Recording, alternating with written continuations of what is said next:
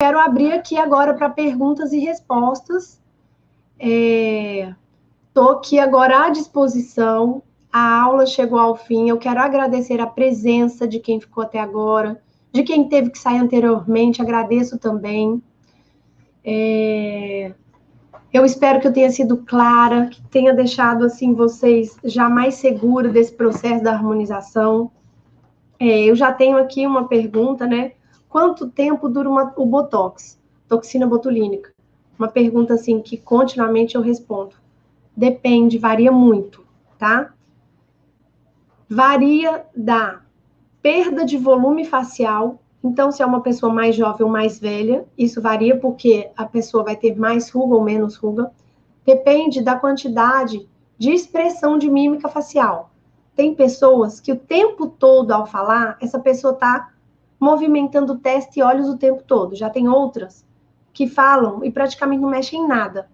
O Botox vai durar mais naquela pessoa que tem a mímica facial mais fraca, menor. E depende da força da musculatura, que também é quase a mesma coisa. Tem pessoas, principalmente homens, mas mulheres também, tem esse músculo aqui alto. Você pega aqui, é uma bola. O meu aqui, você tenta pegar, ó, mal você consegue pegar a musculatura. Então, quanto mais forte o músculo, mais força ele tem. E o Botox vai durar menos. Mas, respondendo, normalmente o Botox fica 2 meses. Show. Do terceiro por quarto mês, você já começa a perceber um pouco de rugas aparecendo.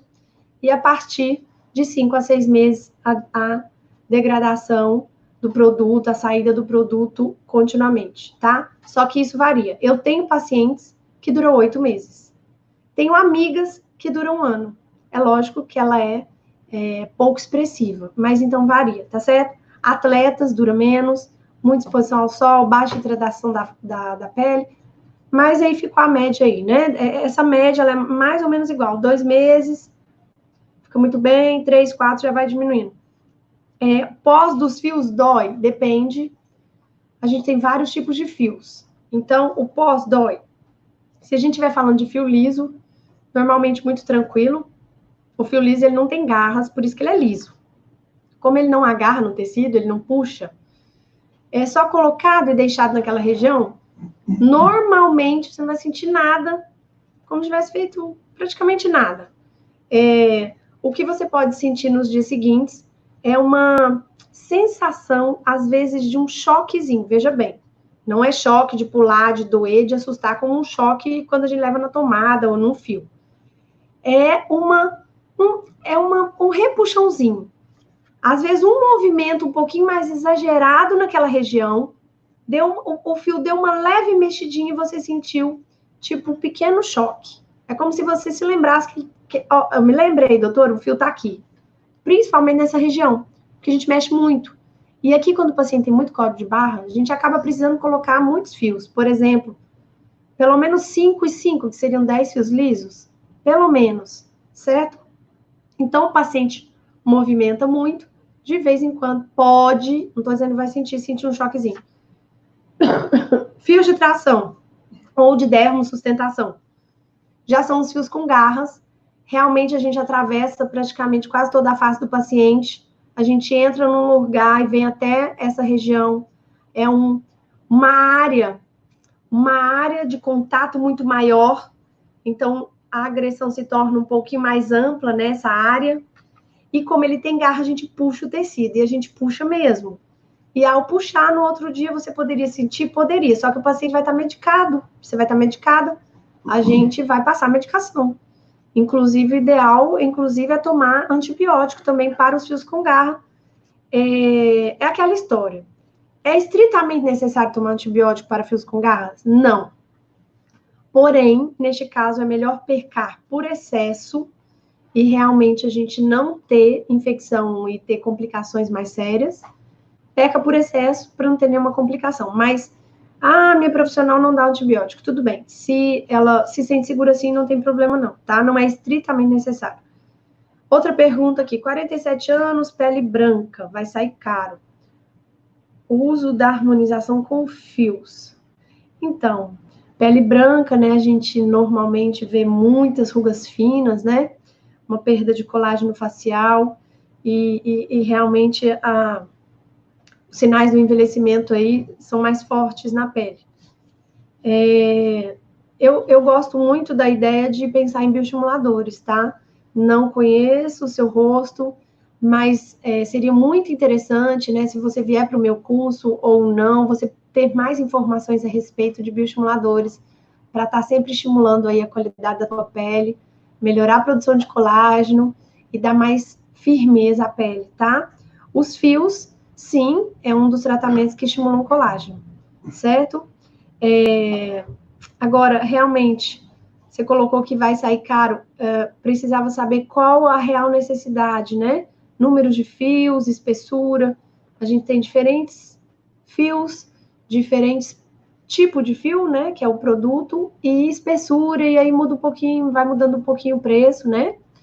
Então, falar em valores, assim, sem uma conversa, assim, presencial, fica um pouquinho complicado. Mas pensa continue pensando aí em estimuladores. Fio é estímulo de colágeno, tá certíssimo. Tá? Qual outra pergunta? Também quero saber se os fios podem levantar a sobrancelha. Sim, os fios também podem levantar a sobrancelha. Agora, antes de lançar mão dos fios, a gente tem que fazer uma boa análise da região. Se a têmpora estiver muito profunda, não adianta a gente querer que os fios consigam segurar todo esse tecido que está caindo, está desabando nessa região. Então, seria interessante, muitas vezes, né, aproveito para colocar a palavra nova aqui, que veio agora também, associação. Como que eu não falei essa palavra antes? Associar tratamentos. É porque quando eu for falar lá dos tratamentos, por regiões, eu vou falar todas as associações que são feitas. Então, assim, eu adoro fio para sobrancelha, adoro. Mas a gente tem que analisar essa região aqui com cautela para ver se a perda de volume está muito grande, porque talvez seja necessário preencher e bioestimular antes da colocação dos fios, tá? Qual é a outra? O que realmente funciona para arquear ou levantar a cauda da sobrancelha? Nina, que bom que você está aí comigo até agora. Nina, é o seguinte, o que realmente funciona, né? Essa associação de tratamento. É importante essa avaliação que você hoje, com o conhecimento que eu já comecei a lhe passar, você pode olhar no espelho, ver como é que você acha que está essa têmpora. Está muito funda? Você pode começar a se olhar, mas, Nina, é o seguinte, normalmente a associação. Se tiver funda, a gente fazer um preenchimento nessa região. A toxina botulínica é fantástica para arquear a sobrancelha, fantástica. Só que seria por um momento, né? Para uma ocasião especial, uma época de Natal, um casamento, uma coisa assim, ou você aplicar regularmente. Eu costumo dizer para minhas pacientes, quem tem a condição financeira que possa gastar regularmente com a toxina, show! Aplicar 2, 3 vezes por ano, show! Porque realmente você vai manter a sobrancelha arqueada aí, certo? Ou preenchimento nessa região e os fios de sobrancelha, tá? É uma associação de tratamento. Ficou claro? Fiz um preenchimento ao termo e causou hematoma aftas da carteira, por isso fiquei com medo. Então, valores dos procedimentos. Valores dos procedimentos, eu vou dar aqui uma média muito por alto. Valores dos procedimentos envolvem muita coisa. Envolve o profissional, envolve porque existe o procedimento, existe o material que é a caixinha. A caixinha que o profissional abre, ela tem um custo para ele. Então, ele conta esse custo quando ele vai fazer o preço, que é aquela caixa. E ele tem o profissional em si, os cursos que ele fez, o conhecimento e a experiência adquirida, que são coisas que normalmente fica difícil de colocar no papel. Por isso que cada profissional, ele coloca a sua hora de trabalho, né? Então, isso é muito, falar de preço é relativo. Sei de profissionais que cobram preços mais em conta, sei de profissionais que cobram preços muito altos, sei dos medianos, mas os fios. Os fios, existem fios no mercado que vão de R$100 e poucos a R$800 o fio, tá?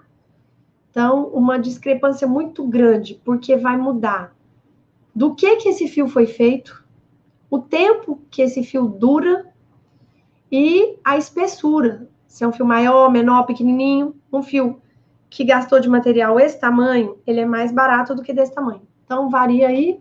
Então, os fios têm essa gama gigante. Preenchimento à base de ácido hialurônico. Vou falar aqui também uma média, porque eu não estou dentro de todos os consultórios, mas varia em, normalmente de R$1.000 a R$2.000. É lógico que os produtos, existem produtos que são muito melhores do que o outro, e aí o profissional acaba pagando mais caro por esse produto, ele vai te entregar melhor resultado, ele vai durar mais dentro do teu rosto e, consequentemente, ele tem um preço mais caro do que de um outro profissional que você procurou. É aí que eu entro. No meu curso, eu vou realmente falar quais os preenchedores que duram mais e por quê, tá? Bioestimuladores, varia aí normalmente de R$1.300 a R$2.500. Temos bioestimuladores líquidos e não líquidos. Então, assim, tem uns que são por sessões, que eu vou depois detalhar quais são os que você colocou e acabou o tratamento, e o outro que você precisa colocar, voltar a colocar a segunda sessão, certo? Então, preço, eu espero que eu tenha ajudado um pouquinho. Deu para você ver que, infelizmente, dá uma variada grande, né? Varia muito. Mas é porque você tem que levar em consideração isso, o tipo do produto e o profissional também. Quanto mais o profissional ele investiu na profissão, quanto mais cursos esse profissional faz, acaba que ele agrega um pouco disso, né? Porque ele está mais preparado para cuidar de você, certo? É isso aí. Tem uma pessoa que não está conseguindo entrar no link, ó, tá vendo? Viu? Já passei. Ah, tá. E, doutora, bichectomia, sim, bichectomia. Muito obrigada, Renata Vasconcelos. Renata, tá vendo como são tantos procedimentos? A bichectomia, ela tá na minha aula de maçã do rosto. Ela está lá. Como aqui eu escolhi aquelas letras, aquelas regiões, eu realmente não falei da bichectomia. Muito obrigada por lembrar. Sim, a bichectomia, ela está sendo citada, ela vai ser colocada no meu curso em duas aulas. Ela está na aula 9, que são as cirurgias, e ela está na aula da maçã do rosto sendo citada. A bichectomia é um procedimento cirúrgico, ele não é indicado para todas as pessoas, como as pessoas acham, né? A grande maioria acha que vai afinar o rosto com bichectomia, mas não é bem assim. A bichectomia é um procedimento que ele tem que ser muito bem indicado. Então, normalmente são para as pessoas que têm esse volume facial mais baixo, maior. Então, assim, não adianta a pessoa ter o rosto todo redondinho, ou ter o volume alto na maçã do rosto e querer fazer bichectomia. Porque a bichectomia, ela afina um pouco o rosto aqui, ó. É aqui que você vai ver onde é que tá a gordura de bichar, que é um compartimento gorduroso que nós temos, né? Entre a nossa musculatura aqui da região da boca. Então, muito bem lembrado aí, a bichectomia, ela tá toda detalhada no módulo 9 do curso, tá? Que é técnica cirúrgica, que no caso ela ajuda em quê? Afilar o rosto nessa região mais baixa, tá? E diferente do que muitas pessoas acham que tem indicação e não tem, tá?